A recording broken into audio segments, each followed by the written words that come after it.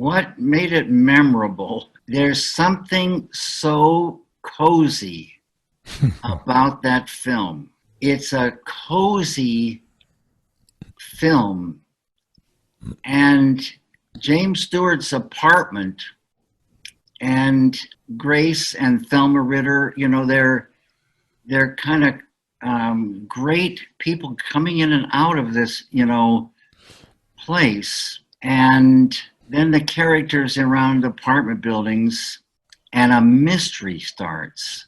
It's, you know, really a beautiful idea. It's just beautiful. And I always loved James Stewart and Princess Grace, a great combo. Sure, but I don't know what it is exactly either. It's the magic of cinema and the way, you know, it was put together there. And that's a little bitty world that's been created. I don't, we don't like it when it goes out, when even the people crossing the street over to the bar that you don't see is too much outside our world. Mm-hmm. It's so cozy in that area right there. That's enough.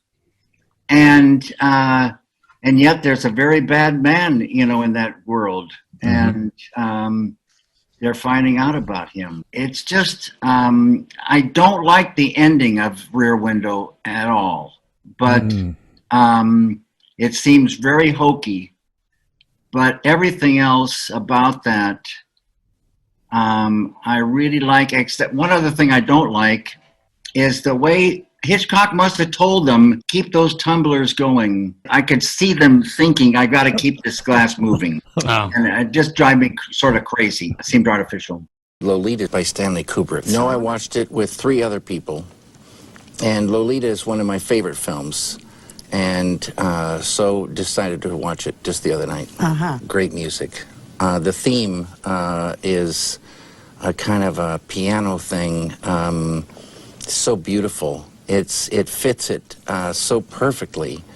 I don't know who wrote that, but then there's Lolita's theme as well, which is a kind of a strange rock and roll, but it also works so perfect. Oh, it's filled with all kinds of things. I don't know what word I would use, but it's a story about, I guess, a time in America, and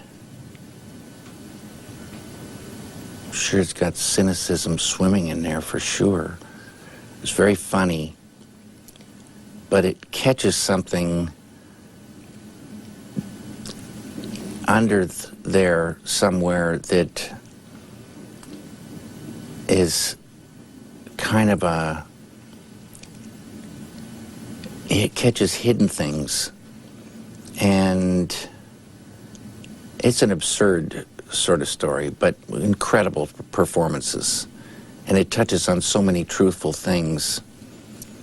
It's a great film. Well, there's, you know, Humbert is living a totally secret life, and filled with paranoia and all kinds of longings and just suffering. Just one of the greatest, you know, moments. James Mason was so incredible. Why? What? He went. I mean, I mean, a lot of times you see something and you don't need to talk about it, you know, it's just there. And that's one of those things. Well, what makes anybody a good actor is making it real from a deep place. Making it real, not a false note. Just making it real from a deep place. Well, there's depths. There's depths. There's the surface, and then below the surface, there's depths and depths and depths and depths. And the great ones can catch the depth of a character. I was shooting The Elephant Man, and they came and said, Stanley would like to talk to you. And I got really scared because I heard that he recorded every conversation, and I didn't want to be recorded.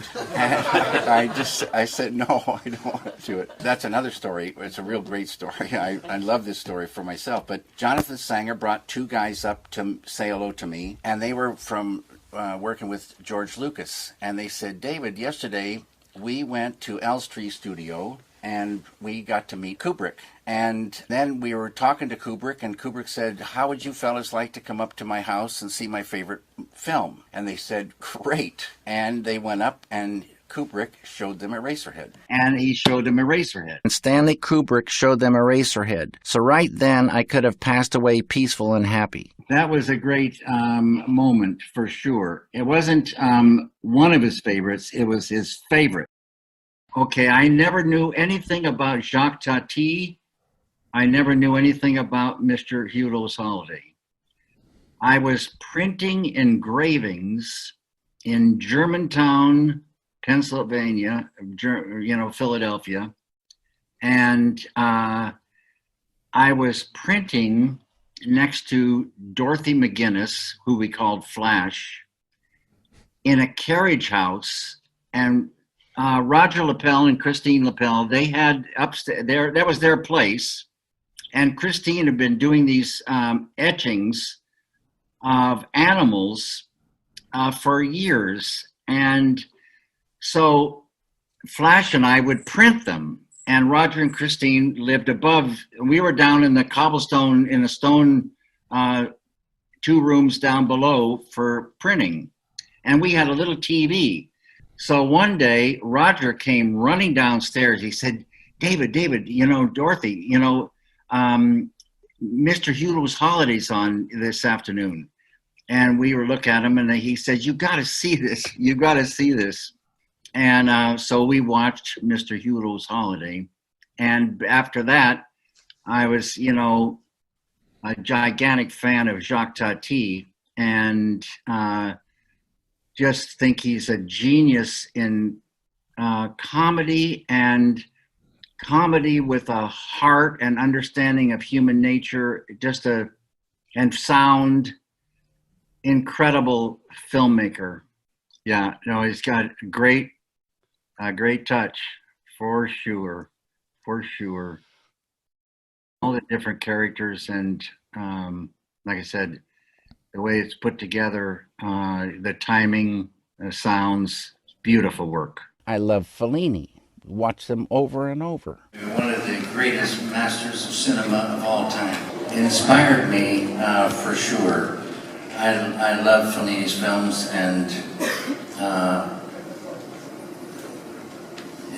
they're just works of art. Many people, love Fellini.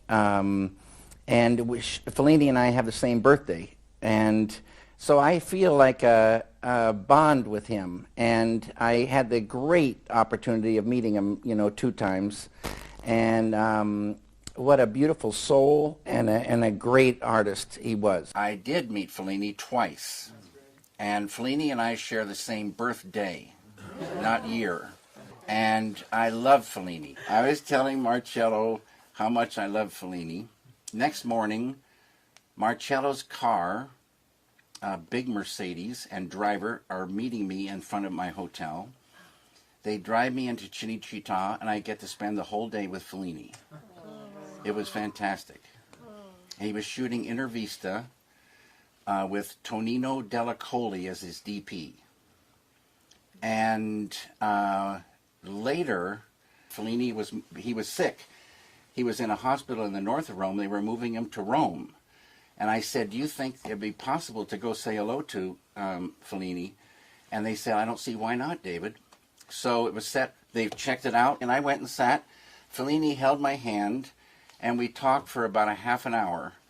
And then I said goodbye to him and said, the whole world's waiting for your next film, and like this, and off I go.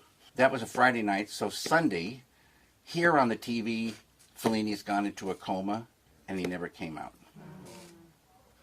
So I was one of the last people to see Federico Fellini.